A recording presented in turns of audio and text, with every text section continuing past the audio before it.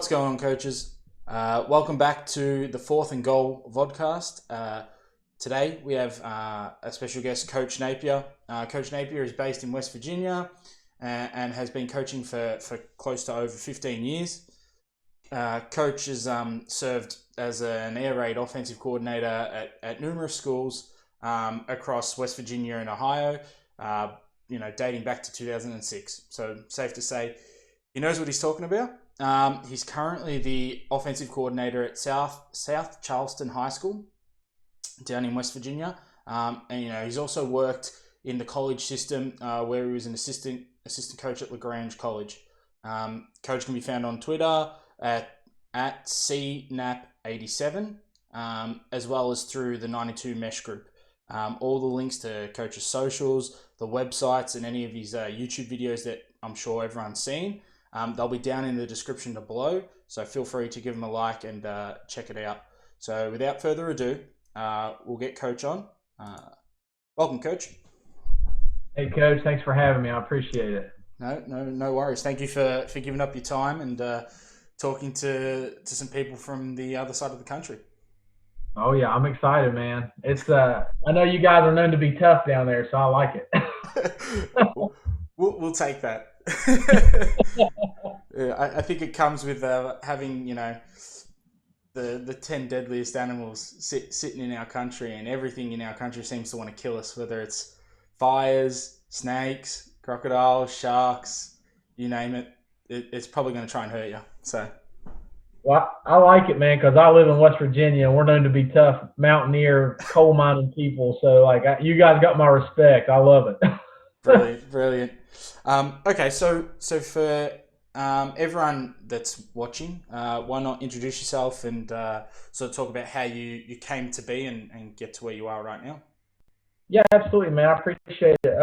Guys, my name's Chris Napier, and like you said, I'm from West Virginia. Grew up playing the game of football, loved it, kept me out of trouble, gave me so many life lessons as a man. Being in West Virginia, we're the mountain state. We have a saying, the man on top of the mountain didn't fall there, and I learned that through football. You got to climb, you got to face adversity. Such a great sport, to teach young men how to be a man. When it came to offense, so I played youth league, middle school, and high school, whatnot. Then I decided to get into coaching. I had a little different career path than most people in my family. A lot of those guys do, trades such as electricity, heating and air and stuff. And I did that going through college, but I wanted to be a teacher and give back. And I was able to do that. A lot of kids where I live, they don't, their dads aren't real involved in their lives, so they look at coaches a lot, and I'm able to help them with that. But as far as the coaching side of it, I actually started off as a middle school football coach. The middle school that I went to, so that's like grade 6 through 8. Yep. Right out of grade school for you guys. They didn't have a football team. Their football team got canceled. Oh. And I was a young kid, and I wanted to help. And I just graduated high school, and I was like, I'm going to do this. So I started off there and worked my way up to the high school ranks, and just started kind of researching on what kind of offense I wanted to run. I played wide receiver, and I liked catching the ball, but not a lot of teams threw it from where I lived at. And about 2 hours down the road, there was this guy named Hal Mummy at the University of Kentucky, and he was throwing the football everywhere. And University of Kentucky is known as a basketball school. It's not a football school. Mm-hmm. And I thought, man, if I ever get a chance, I want to learn that stuff. And I found these old VHS tapes that had the UK Mike Leach drill tapes on it, and Tim Couch was in the drill tapes. And I started, and we can link that, Coach. I can send you a link to it on YouTube. But anyway, so I started reaching out to those guys and kind of worked my way through high school. And then I actually coached arena football for a year. That was pretty cool.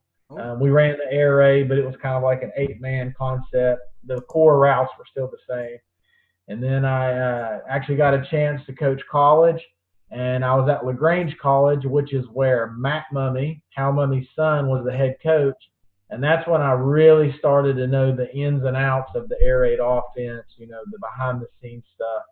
And then I had 2 beautiful boys and my wife, and I wanted to move back home because of my parents, so I started coaching high school again. and now I get to help high schoolers. So I've coached at some of the biggest schools in West Virginia, and I've coached at a school where they only had about 70 boys in the entire school. So I've been, and I was at a middle school where we only had about 20 kids on the team. So I've done it as big as you can imagine and as small as you can imagine. But the great thing about this offense is it's fun. You get a lot of reps. You get good at a few things, and you can do it with a lot of kids or just a few kids. Nice. It sounds promising. A lot of the teams down here, we're sort of sitting around the 20 to 30 player mark. So getting everyone involved is always a big priority with whatever we run, whether it's on offense or defense or even special teams, making sure everyone hits the field, has some fun, and really enjoys their experience to keep them coming back. Absolutely. I think this offense, I have two thoughts on this. If you're going to run an offense with a few amount of kids, you've got to run a system, okay? And obviously, I'm going to talk about the air raid today, but you got to be conscious of your time and of the amount of players you have. Mm-hmm. Systems like the wing tee, the option, the air raid, those are systems. They have an if-then. If a team does this, we're going to do this. And that makes it simple for your kids to execute. And you get really, really good at it. You become, you're not the jack of all trades, you're the king of one. And I think you can execute at a high level if you rep it a lot. The thing that I like about the air raid, personally, is you're going to pull somewhat of athletic baseball, basketball kids out of the hallways by doing this because, like, I know you guys are from Australia. You're tough like us, but, some kids don't like to get physical. I did. I loved it. I loved putting the helmet on and hitting people. But, some of those guys that are basketball guys, we're playing basketball on grass. We just want you to be an athlete and go out there and run around and stuff. So you're more likely, in my opinion, to pull some of those better athletes out. Okay, cool. So I guess with the offense, it's known for having a few number of plays and just repping them constantly and getting excellent at those. What would you say are probably the two key plays or concepts that you think really define your version of the air raid? I would say, that's tough. If I had to give it just two, mesh is a big one, 92 mesh, because there's a lot of small things that go into that play that bleed over into other parts of the offense, like finding grass, settling in grass, tight turning once you catch the football, getting north, running backs out in the flats, giving the quarterback the option to adjust their route by what the defense is doing. The second play I would have to probably say is 6, which is the 4 vertical plays. Kind of the same principles. Actually, we start every season with, it's called 6 day, which is 4 vertical days, where it's the only play that we run. Right. And it really teaches the quarterback where the grass is as far as what the defense is giving you and allows him some tags and stuff. If I had to pick a third play, I would probably say it would be Y-stick, just because it's so similar to the mesh. But I know you asked me 2, but I had to give you 3. No, that's fine. If I had to pick out just 2 plays from any system or offense, it's always tough. They're so interlinked and they flow from each other. So, can you run this system compared to American standards, suboptimal throwers? Absolutely. Oh, okay. And here's why I know that is because I've had quarterbacks who have never played quarterback until we've got them. Okay. The key to playing quarterback, it's sometimes you'll find a natural thrower, and with those kids, you don't want to really change their technique. I mean, if he can go out there and throw a football and it's semi-sound, I'm not going to touch him. As long as he's within, got the ball. The trick to it is, it's kind of going back to the offense too.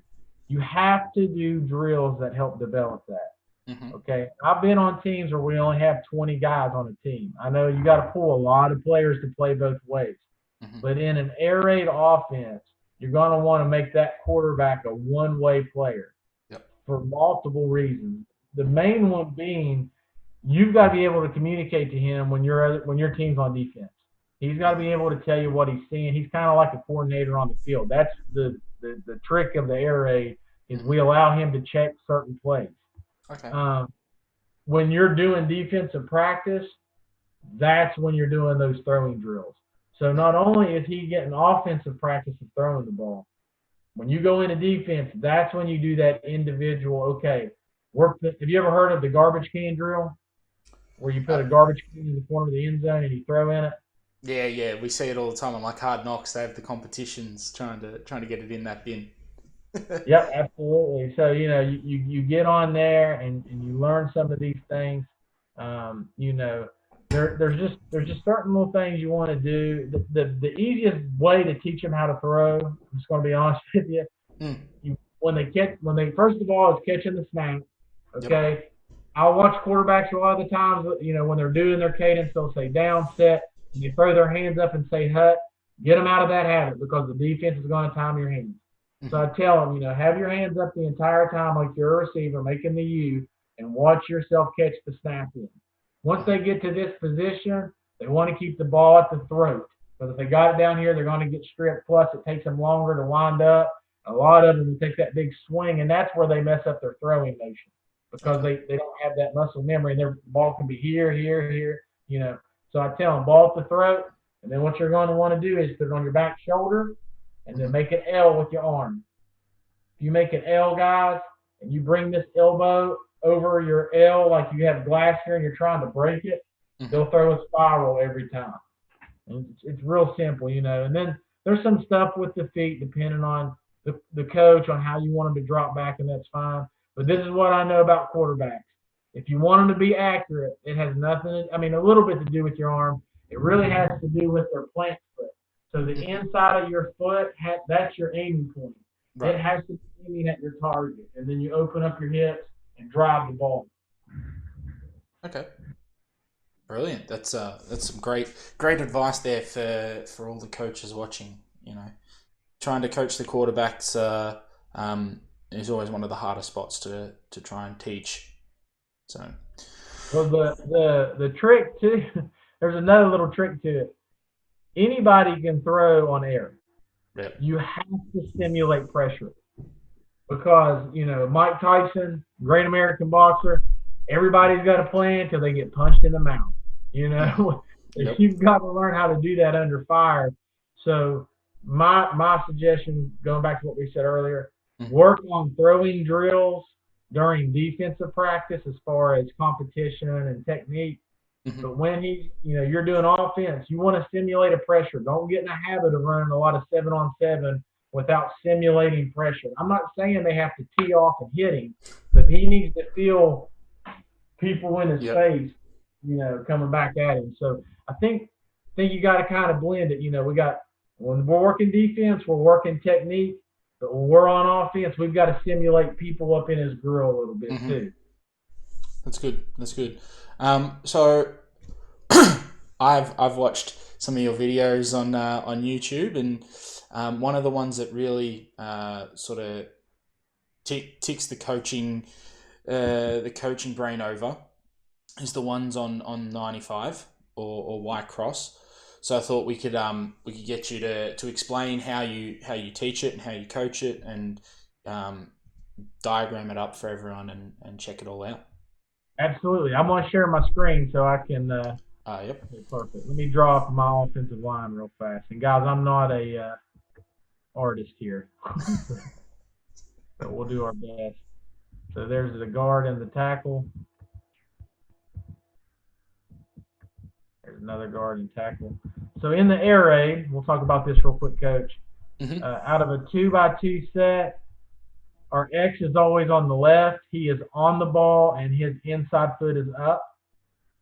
Our H is off of the ball, and his outside foot is up. And we'll talk about that in a minute.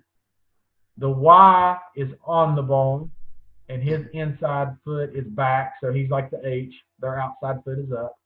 And our Z is off the ball, and his inside foot is up. Okay, so the outside guys, their inside foot is up, and the inside guys, their outside foot is up. Okay. Depending on the play, obviously the quarterback, we usually got him in the gun, and the F, which is our running back, is usually on the right when we're in ace. Okay, so we've got ace, and the way we abbreviate in the air raid is just AC, 95. Okay. Mm-hmm. So, first read for the quarterback is we got the X on a go route. So you're going to want him to outside release and run a go. Now, here's what we're talking about these drills, okay? We have a drill in the air raid called pat and go. Yep. First drill that we do of the day. And what we're working is we got pat and go short and pat and go long. When we're doing pat and go, we'll have the receivers in a line, and the backup receiver is in front of them. So the kid that's getting ready to go next is in front of them, and they're simulating defense. The reason we do that is we want those receivers to work their releases, because you guys know if you throw the ball a lot, they're going to try to come up in your face and pressure. They don't want to let you run free all the time. So you got to work that. We work it every day. So what we do is we foot fire. We try to outrun our hands as fast as we can, fast hands, fast feet, stick, and try to get outside, and we try to stack the DB, which means we get on top of him. That way he has to chase us. Okay? Now, once they do that, and I'll usually be the DB, so they release on me, I want them looking up for the ball, not back. Think about it if you're in a race. Nobody has ever won a track meet running, looking backwards behind them, right? You know, they tell you to keep your face forward. That's why we tell them, if you run as fast as you can with your head up, looking for the ball's going to come in your vision. Now, a lot of coaches will tell their receivers, you know, put your eye on the ball when you catch it, okay? And there's nothing wrong with that, but just coaching for a long time, this is what I've learned.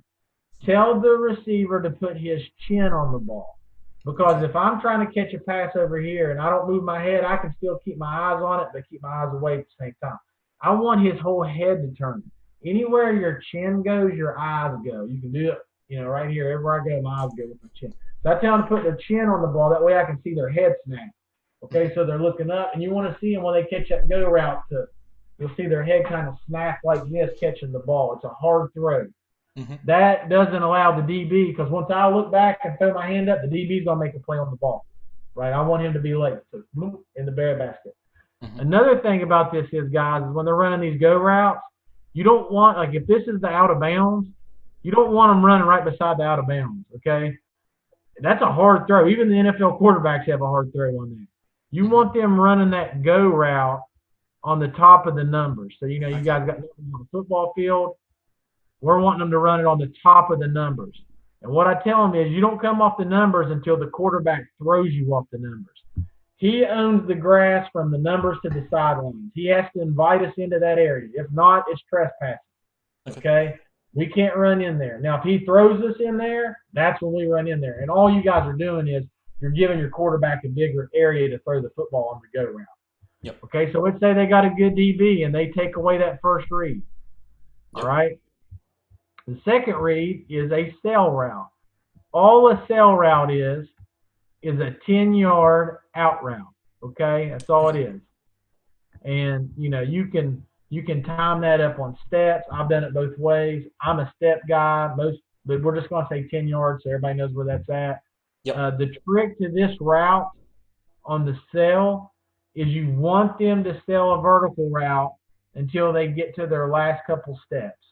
When they get to their last couple steps, you don't want them to square this thing off like it looks in the picture. You know, you don't want them throwing the elbow and coming flat, because the safety will drive down on you and hit you. You want them to put their ear on their shoulder and roll out to the out route. That way it looks like you're still going vertical because your head's straight. So you'll take 3 steps with your ear on your shoulder. And what I tell them is, listen to your shoulder pad, put your ear on your shoulder, and it'll round you out. On your third step, you're going to look for the football and expect a high pass. Okay? Now, the only person who can take this away is this weak safety. Yep. Okay? So because it was 1 to the go route, the corner took that away. 2, the weak safety can drive down on this. Okay, so now we have the cross. This is why it's called 95Y cross, because this is the important part. So you're going to have a Mike linebacker in here. You're going to have a Sam. Okay, like I said, guys, I'm not an artist. I apologize. We're going to have a strong safety. We'll have a cornerback here for the fun of it. Okay. Yep. We'll even draw the wheel here today. We'll draw it. Don't worry about the front. It don't matter what front they're in. Okay, but so I'm dropping everybody. I'm making this a worst case scenario. Okay, so a lot of people on Y cross, you'll hear this, especially if you Google it. They'll tell you to go under Sam, which is this guy, and over Mike, which is right. You do that, but you need to tell this Y that he's going to run at the hip of the Mike. If he does that, he will naturally go under Sam, and he will naturally go on top of Mike. It's just an easy teaching point. Okay. Makes it because you'll get out there and they'll say, well, which one's Sam and which one's Mike? So I just tell them, hey, see the linebacker inside? Run at his hip. In the story. Here's another thing about this that I really like. If we're releasing this guy, okay, because that's where he ends up at, and he blitzes, in the air raid, you're supposed to convert this to a slant so your quarterback can get rid of it quick. Well, if I'm running at his hip and he blitzes, I've turned that into a slant, and I've never had to teach that rule. It's automatic. I'm not going to chase him into the blitz, but I'm going to replace him. All right? Now, let's say that he doesn't drop, okay? So once I get to him, I've got to climb on top of him. Once I get on top of him, I have to get flat. Okay. Because you don't want to run into this weak safety. Because hopefully he drove down on the sail route. Okay. Once I get flat, I'm going to expect the football over this hash. You got two hashes, obviously. Yep. You guys know where the hashes are. Okay. I'm going to expect this ball either right in the middle or right in the hash, depending where this wheel drops. Now, most wheels go out to the flats. Okay. They'll try to wall this H. All right, they'll try to get out here because of different routes. If not, we can call it. That's why mesh is so important. If he's not going out there, we're throwing mesh. But if he drives down, I can throw this right on the hash, okay? I don't want to throw it out of bounds. I want to throw it on the hash. Now, if for whatever reason this wheel would draw, or would say this strong safety tries to take this away. Okay, so they've all shifted to the left. The corners drop back. This weak safety is stopping the sail. And this strong safety is running with the cross because he's tired of him catching the ball in the hash. That's why you have a curl or a post curl on the backside. So for our quarterback, he's going 1, 2, 3, 4. It's a left to right scan. It's very simple. Okay? So now the strong safety has taken away the cross. That is a big hole right where he left. Now, if the corner tries to take that away, there's nobody left in the flat. Okay? So usually when they're in a two-high safety, they're either playing cover 4 or cover 2, depending on what they're in. Cover 2, he would take away the F. Well, that's a big hole for the curl route, post curl route. All right? And you tell him, don't just set it down here where the corner can get you. You need to find grass in this area because this safety, or this Sam right here, he's going to drop too. Hopefully he takes the flat, which gives you a big hole right here. But if not, if he would some reason drop back, you need to so you might have to sit down right now, or you may have to continue your route to get around him. But, once you're running that curl, you got to find this linebacker to get around him. So, guys, with that said, that's a great play to run out of. You can run it out of ace, which is 2x2. You can run it out of trips. You can run it out of 2-backs. It doesn't matter. It's still the same concepts, and it's a great third and long play. Cool. So then, if we're going to run that out of trips, how does that change? Does the Y still run the cross? Yeah, the Y would still have the same exact route. Let me clear this up here a little bit because I look like my 4-year-old drawing. Just fix this real fast. Okay, so if we're going to do this out of trips, obviously the H has moved now. Okay, he's the one that I'm moving in trips. All right, so we're going to bring him back here. So now, if I call early 95, and that's my H, he goes in the middle here. Yep. I'll draw my. Okay, here we go. Early 95. So now we're trips right. Late would be trips left. Okay. I'm going to call early 95, and I can do it two different ways. I can call H post if I want a four-man flood to the right. Yep. Okay. And that's going to put him on a post route with him still running that curl.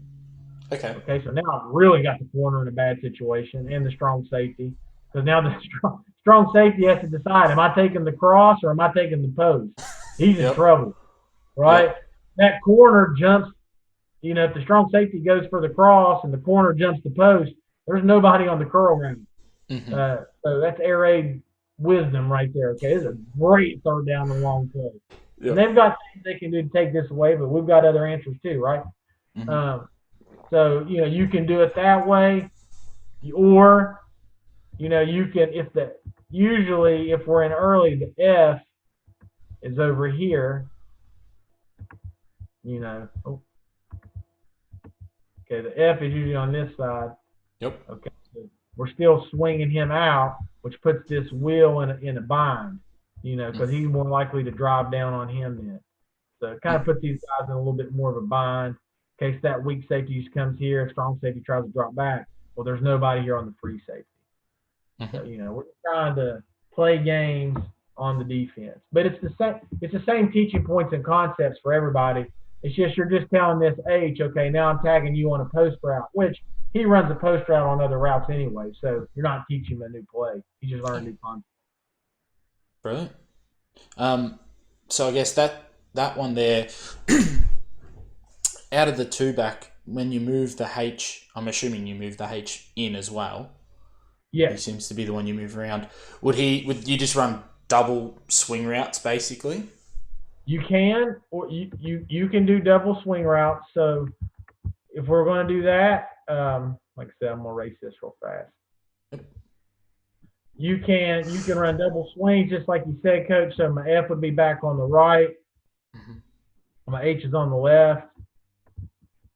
So you can do double swings. You can play action off of this, Coach. So like this would be the base 95 play. This would be green 95. Okay. Well, if we want to run play action, we would just call 85. Okay. 80 just told them it was play action. 90 told them it was drop back. And we could fake, and it gets them in the same spots. We could fake the ISO, Coach. So it looks like ISO. It's going to make these linebackers come up, which really opens up the cross route. But you can also run the double under. Okay, so the H is going to come up like he's running ISO. Once he gets to 2 yards, he breaks to the right flat. Once the F comes up, like you're going to play action here, like you're handing the ISO to him, and he breaks out to the left flat. Now you're going 1 to 2 to 3, just like we did last time. But you got these running backs out in the flats, and the linebackers have had to honor them, because if they're not honoring them on a fake ISO, you need to hand the ball off and run ISO because they're not coming up. So you just the way you can do it. You can wheel really, really good tag that some guys run. Is you can even wheel. Okay, so we're here. All right, he swings. Okay, you can wheel the F.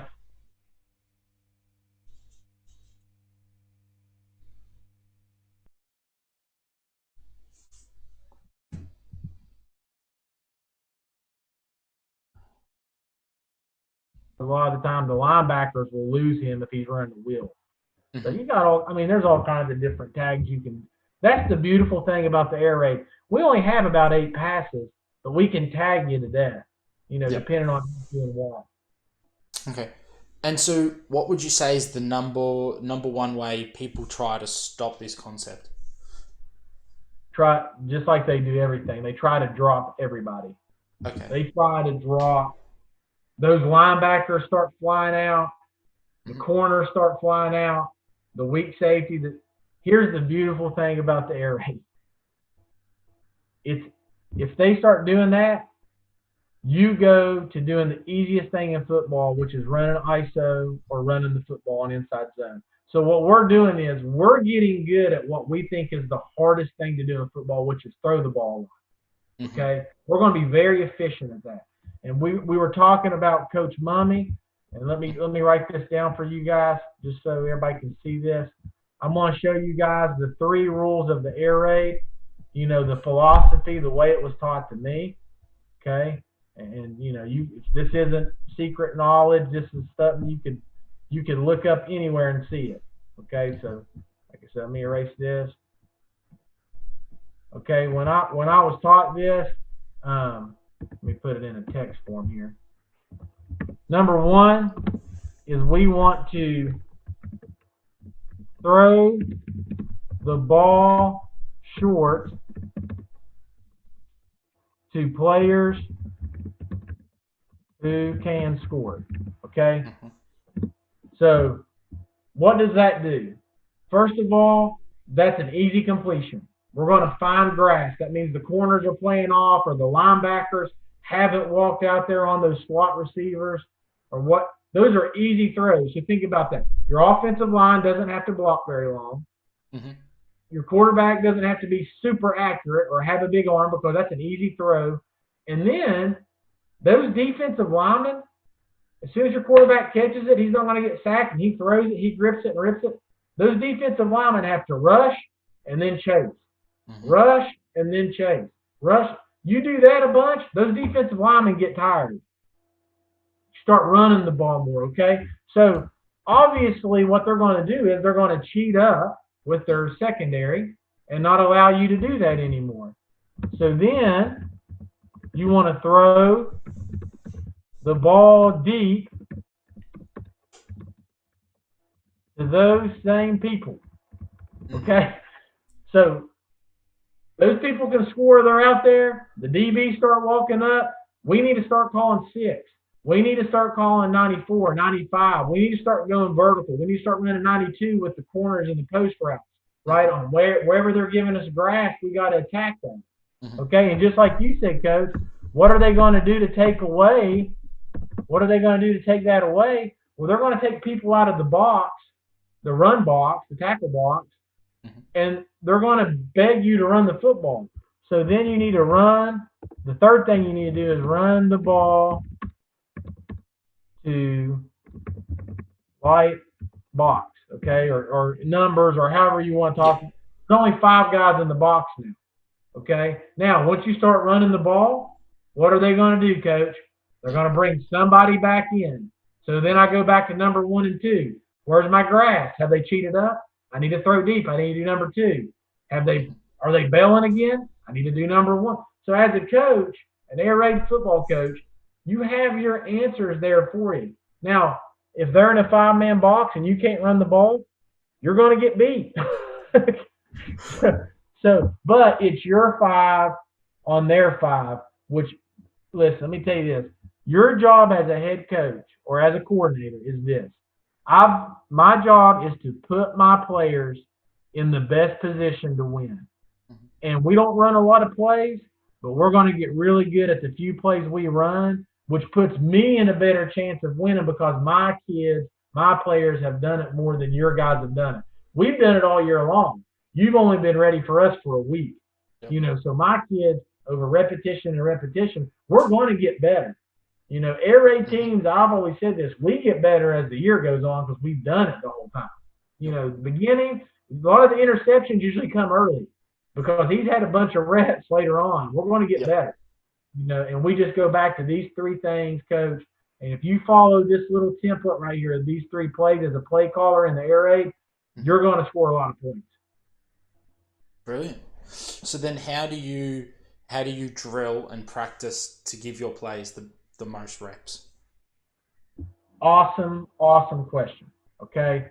So what we want to do is we want to play the game before the game. Okay. Best coaching advice I ever got. It's from Coach Murray. Heard him say it a long time ago. He said, guys, we have to play the game before the game. The way we practice is very organized, okay? And it's short. After about 60 minutes, you're going to lose them. They're going to be bored. They're going to be tired. Hell, I love football, and I get bored after 60 minutes, okay? 60 minutes offense, 60 minutes defense, that's 2 hours of somebody's time, Yep. You also got to work in your conditioning in the drills. You got to coach on the run. Let me tell you this, man. If you're running with about 20 players, you need to really have a short practice because they're going to get gassed. Mm-hmm. You know what I'm saying? Because they're getting a lot of the reps. So there's different ways I've done this in the past. I've lost my drawing thing. I'm sorry. Hold on. That's Let me right. try. I closed it out. Let me see here. Let me pull up the white. There it is. Okay. So there's all that. There's the typical air raid drills, pat and go, which we talked about. Yep. So we would have a list of the wide receivers here. Okay, and they're all the wide receivers. It doesn't matter who they are. You run a tight end, you can put them in there. Mm-hmm. Okay, you're going to have me, who's the coach. All right, and you're going to have a quarterback and another quarterback down here. Mm-hmm. And you're going to have another line of receivers. Yep. And another coach or player or whoever standing here. Okay, Mm-hmm. and we're on the numbers. And they're working that release for that go route, okay? And he's working the release for that go route. Now, here's the trick. Once they catch that ball, have them practice ball security, high and tight, ball at the chest. They're running it back. Because the first time they do it, they'll want to throw it back to the quarterback, and you'll have 100 footballs everywhere, and it's chaos. It's madness, okay? If they're not running the ball back high and tight, practicing the high and tight drill, Mm-hmm. then they're not doing the drill right. I want you to practice ball security, and I want you to put it at the feet of the quarterback. That's discipline, right? So you're putting it at the feet of the quarterback, then the quarterback will pat it. That means you go, pat and go. Pat it, and then he's going to take his drop and throw it, okay? So we're right there in that little drill that only lasts about 5 to 10 minutes. We're working releases. I'm making sure they're in good stances. I'm working on them catching the football. If we have a quarterback coach, he's working on drops. He's working on stances. Somebody's making sure that they're high and tight with the football. So you've got about 6 or 7 things going on in a 10-minute drill, okay, that really only takes about 2 coaches to run. Yep. All right, so you're working a lot of that individual stuff, right? Eyes on the ball, high and tight. So that's the first drill that we do every day, and it lets the quarterback get his arm loose, get that chemistry going on. You don't have to run this drill full speed. We tell them to jog it at first, just kind of loosen it up. Now, the next drill that they're going to want to do is settle and noose. It's a great drill. Settle and noose is an awesome drill, okay? And I do it a little bit different than everybody else, and that's okay. So we got our line of receivers right here. Yep. All right, and they'll all be in a line like this. Okay, so you'll have 2 or 3 of them here, and you're going to have a cone. Mm-hmm. All right, and then everybody's got those big lines on the football field. You're going to have a line here with the quarterbacks and the spinners, so they're working snaps or shotgun snaps or whatever. Then you're going to have another cone right here and another cone. Okay, and here's another line with another quarterback. So here's your backup quarterback and your backup center. All right, and then you got a line of all these receivers over here. Yep. All right. So what I do is I sit here. I'm a coach. Let's say you got another coach. Here's a coach. And these receivers will do a release move. So they're working their releases. Mm-hmm. And you can set up little tennis balls or cups or whatever. And they can work those cone drills. Those 45-degree cone drills where you stick. Mm-hmm. Boom. Boom. You can be working that so they're not just jogging. And they're going to catch a football once they get to this cone. The quarterback's going to throw it on the shoulder away from the middle cone. And what that's teaching is the mesh drill, because you don't want him throwing it right by a linebacker and getting your receiver killed. So he's going to – what I'm telling their receivers is this. You're going to shorten the throw to the quarterback so they extend their arms. Yep. So I'm teaching them how to catch the football. They're going to look it in, and they're going to tight turn as soon as they catch the ball. So they're dropping their inside shoulder, and they're getting north and south. And if you have new football players, they're the worst for this. They'll try to dance around and run sideways. Hell no, the end zone's that way, right? I did a study, Coach. Nobody has ever scored a touchdown if they didn't run in the end zone. That's a fact. Okay? That's true. I run into the end zone. I don't want you running sideways. What that does is it teaches them how to get north and south. I'll be behind them. I tell them to sprint by me, and as they sprint by me, I'll reach my arm out, and I'll try to yank that ball out. So it teaches them how to get high and tight, because guess what the defense is going to do? They're going to try to knock the piss out of that ball and knock it out. Okay, now my quarterbacks and my centers, they're right here. They're working under center snaps, shotgun snaps. The reason I have them on this line is I want them dropping back straight on a line with their footwork. Mm-hmm. As they're dropping back, I'm going to tell them a play of the day. Okay, and they're going to say their progressions out loud to where I can hear them. That way I know what they're looking at. And I tell them, use your imagination. I know nobody's running a route, but I want you to pretend in your mind of what you're doing. So, if you're running 95, okay, you go deep, sail, cross, curl, flat, then you throw it. Okay? So in his mind, he's saying it out loud, and I can hear him. So I know when we go to 7-on-7 or the team, he's saying the drill. Okay, so that was pat and go, settle and noose. You obviously want to work Skelly. You got the 7-on-7 out there. Yep. You just want to make sure that they're doing blitz pickup in front of the quarterback. So it's 7-on-7. They're not going to hit him, but you're still doing those one-on-ones and blitz pickup where the quarterback's feeling this in his face. Okay. The heat, the dish. You want to do that. Team screens, very important, because the philosophy number one, we throw the ball short to people who can score. Well, guess what? That's the easiest way to do it, and it makes the defense line up right. That way they're not putting one DB on two receivers, right? Because you're throwing it out there, and if there's 2-on-1, you win. Okay? And then, we'll do some situational stuff. We'll talk about third down, third and long, short run game, bandit drill, where we're going up and down the field, playing the game before the game. But basically, Coach, that's an air raid practice for you. Brilliant. Seems easy enough to implement and rather short on time, which is one of the key things we need to have down here. So. 60 minutes tops, Coach, on offense. That's if I could do it. The reason I do it in 60 is because I haven't figured out how to do it in 50. You know what I'm saying? The faster I can do it, the more I'm gonna get maximum effort if I do it within an hour. You start bleeding over into an hour. They're worried about defense. They want to know about special teams. And hell, I love offense, but guess what? Defense wins football games. They need to be the one. You know that, Coach. If you don't have a good defense, you're in trouble, right? You got to. Nobody has ever lost a football game if the other team didn't score. It's fact. So, I tell people, hey, listen, the reason I run this air raid, we're scoring points. We're fun. We're fast. We sell tickets. But I'm giving the maximum amount of time I have to the defense because they have to prepare for something new every week, right? I can put my offense in 3 days. I'm done. They've got to, they got to do that every week, man. Those defensive guys, they should get way more money than I do. They got way. But that's why I like this stuff.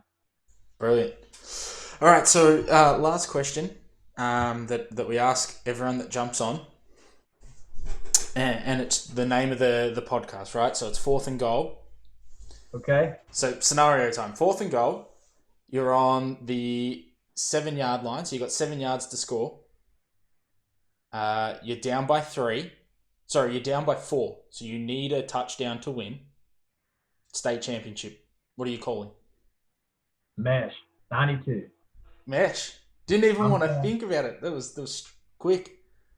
I'm calling mesh, and the reason why is that, first of all, that's a great play to run down in that area. But all those drills I just talked about go back into mesh. So not only have we been running that play a lot, we have been doing those skills the entire time, right? I've never met an old plumber who didn't know who's been plumbing for 40, 50 years, who didn't know how to fix any sink. Now he may walk in there, he may never have seen that sink before in his life, but he's changed enough sinks that he can figure it out, right? Yep. That's what I want. I'm gonna kiss the girl that I brought to the dance, and that's mesh. And to me, it has all the answers that I need, and my kids are going to know what to do in that situation. So we're not throwing up a prayer. We're reacting. We're not rehearsing. We're just reaction time at that point. Brilliant, great answer. Well, thanks again for jumping on and having a chat with us. It was definitely fun watching and listening about the air raid. So appreciate it. Thank you, Coach. Coach, anytime you want me on, man, let me know. For sure. I'd love to come back. Yeah, absolutely. Well, thanks again. And for those watching, remember, give this a like, share, subscribe, comment, and all of Coach's details will be down below. So make sure you give him a follow as well.